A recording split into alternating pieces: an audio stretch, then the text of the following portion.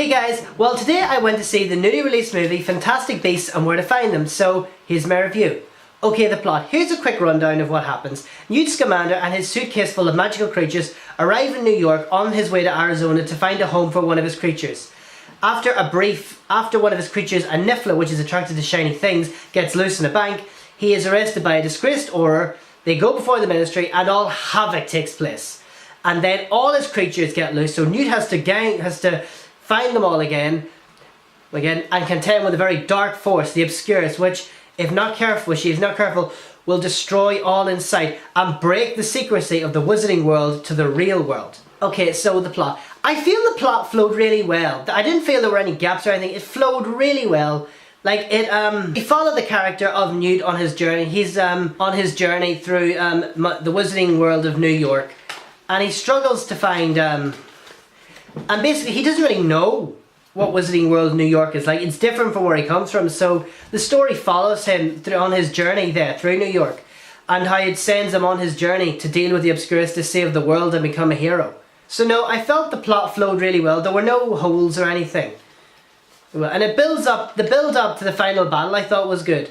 Because you see the mysterious force of the Obscurus, you see it constant and you wonder, okay, what is this? And you're following the story to find out what is this dark force, what's going on. And so it builds up to the final showdown with this and how this dark force came about. So it really built up well, so I didn't feel there were any holes in the plot. Okay, the characters. There were two performances in particular which I really loved.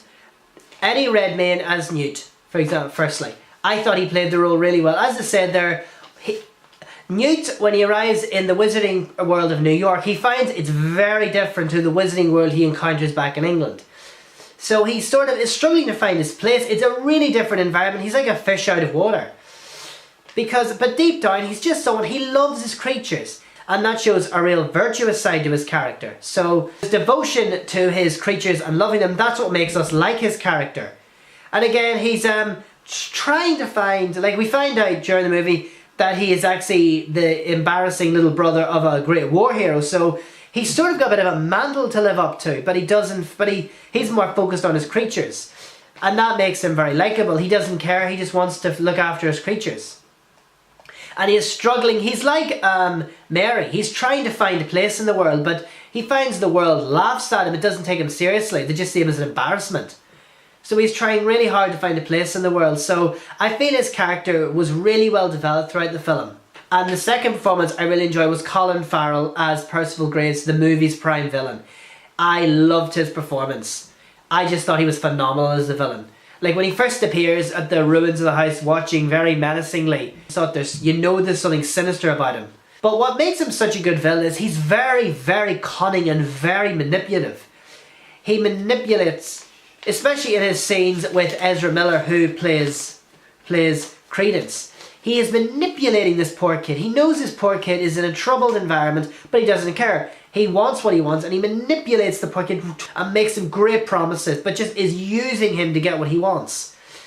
He is preying on the vulnerability of a very helpless young character, and that's what makes a movie villain good, is how a movie villain will stoop to any lows to get what they want. But his manipulation of Credence, I think, is what makes him such a great villain.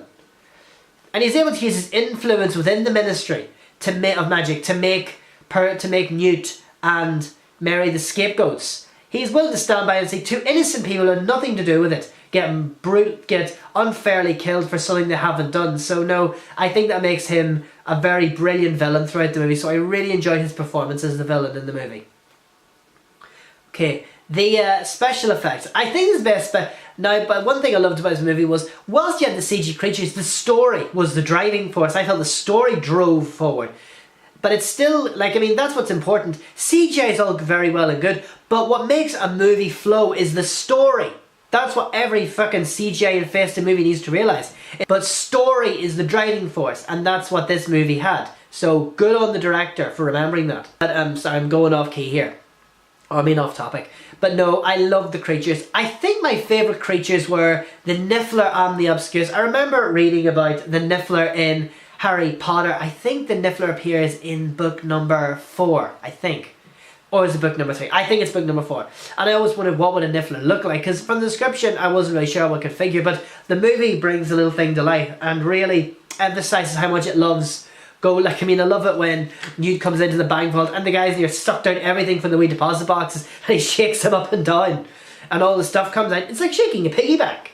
And then the Obscurus. It's a very dark and mysterious force. I loved that. I loved how dark and mysterious. Like, you don't know what it is.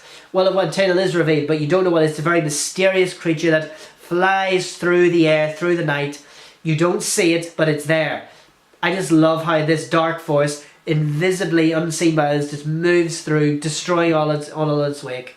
So no, I thought that worked very well. Another thing I really loved about this movie was it didn't it is set in the same universe as Harry Potter, but it didn't rely on any Harry Potter references or tie-ins.